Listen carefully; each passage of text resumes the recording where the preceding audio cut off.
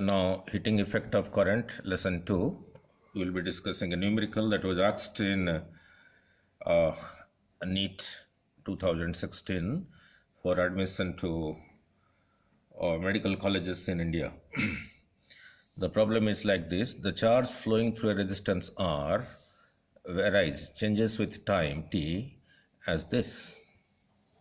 Means the charge q is equal to some constant into t, a is a constant, minus bt square, b is also a constant, where a, b are positive constants. The total heat produced in the resistance R is how much?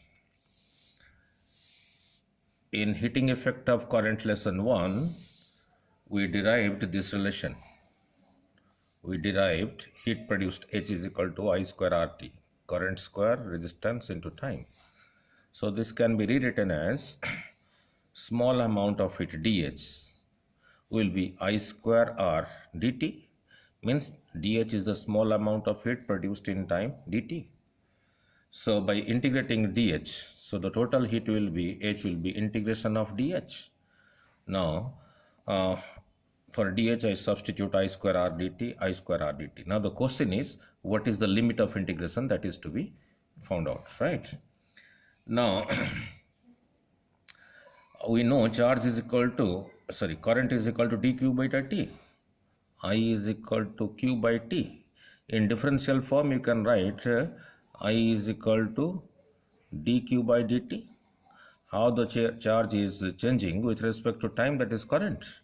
So I is equal to dq by dt, where q is charge. I substitute q is equal to at minus bt square here. So by differentiating this, we get a minus 2bt. Now to find this limit of integration, this is the concept. Look at this is the concept. Let the current flows for time t only. Means after time t it becomes 0. So this is the expression for current. I is equal to a minus 2bt. If it flows for time t, then it becomes 0. Then let us put 0 for it. So for I is equal to 0 after time t is equal to a minus 2bt. So from this t we get a by 2b. So the limit of integration will be from 0 to a by 2b. From 0 to a by 2b. So therefore using the same expression again, dH integration, so H is equal to I square R dt. H is equal to I square R dt. Now I put the limit of integration from 0 to a by 2b. Now I, this was your I, a minus 2bt. It is I square. So square of that, a minus 2bt square R dt. So now it is simple, a minus b whole square. So is equal to a square plus b square minus 2ab. So R dt. So this on simplification will give you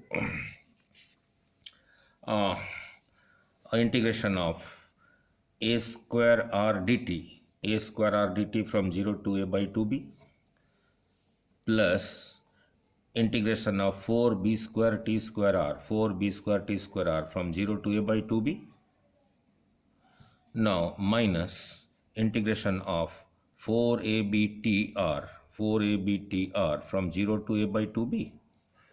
So now it is simple for you.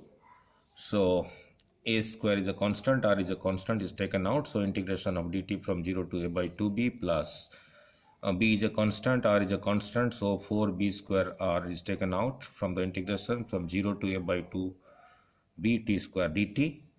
Now minus 4abr is taken out common, because 4 constant, a constant, b constant, r constant, in integration of t from 0 to a by 2b.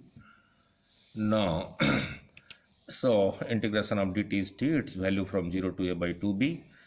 Integration of t square with respect to dt is equal to t cube by 3, its value from 0 to a by 2b, and this is minus here.